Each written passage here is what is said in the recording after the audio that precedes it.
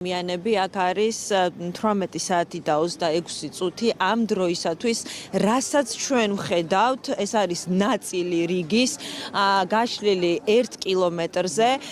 მოხალისეებმა გვითხრეს, რომ ბოლო 2 საათში გადმოვიდა 10,000 ადამიანი და კიდევ არის ძალიან დიდი რიგი უკრაინის მხარეს, ანუ ადამიანები ელოდებიან გადმოსვლას პოლონეთში. ჩვენ აქ მოვედით დაახლოებით 2 საათზე და მაშინ გვითხრეს, რომ ხალხმრავლობა არის დღის მეორე ნახევარში, ბოლო დღეებია, ვინაიდან არის კომენდანტის საათი ქალაქებში გამოცხადებული უკრაინაში, ადამიანები ვერ ტოვებენ დილის 10 საათამდე სახლებს, დაბომბვა მიმდინარეობს გამთენისას, ეშინიათ და 10 საათის შემდეგ უკვე იღებენ გეზს პოლონეთისკენ. რამდენიმე დღე უნდებიან ისინი აქამდე მოსვლას და ამას ემატება უკვე აქ პოლონეთში რიგში დგომა. ამ ადამიანებს, როდესაც უყურებთ, პირველი რასაც ფიქრობთ, რომ პოლიტიკოსებმა ძალიან მალე უნდა მიიღონ გადაწყვეტილება იმის შესახებ, რომ როგორმე ომი დასრულდეს. აქედან 25 კილომეტრში არის უკრაინა, ძალიან ახლოს, მაგრამ ამ ადამიანებისთვის უკვე ძალიან შორს. აქ ყველა ამბობს ერთსა და იმავეს, რომ უნდა ძალიან მალე საკუთარ სახლებში დაბრუნება. უნდათ რომ ეს უკვე მოგონება იყოს, მაგრამ ამბავი ჯერჯერობით რეალურ დროში მიმდინარეობს.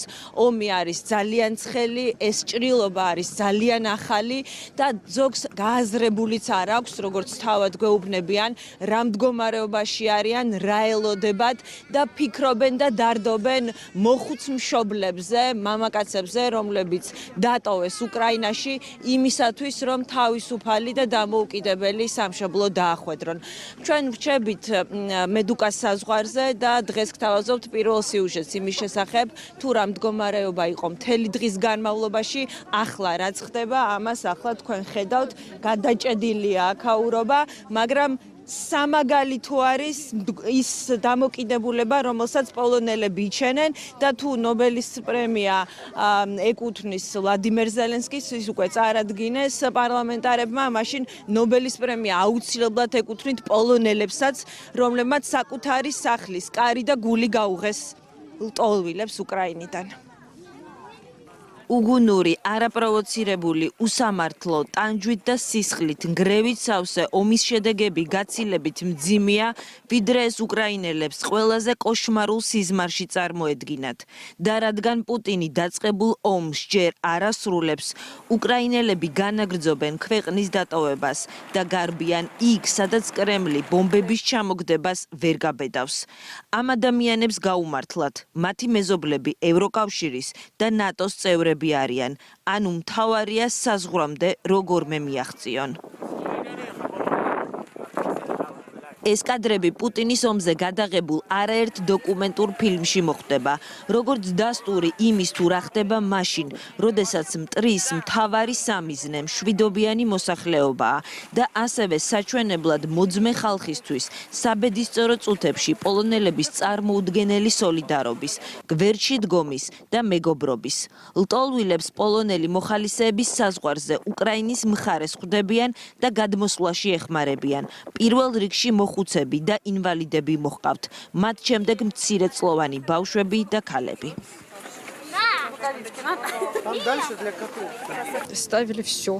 ყველაფერი მქონდა, სამსახური, სახლი, მეგობრები, დედა დავტოვე, არ წამოვიდა, მე და ბავშვი გადმოვედით. რა უნდა გავაკეთო, არ ვიცი, Facebook-ით გავიცანით, გერმანიაში არც ვიცით ვინ და შემოგთავაზეს დრეზდენში ჩამოსვლა. ბოლო წამამდე დავრჩი, მაგრამ ყოველდღე უარესი და უარესი ხდება. პირველი დღეები სულ განგაში იყო, მე აღარ მახსოვს.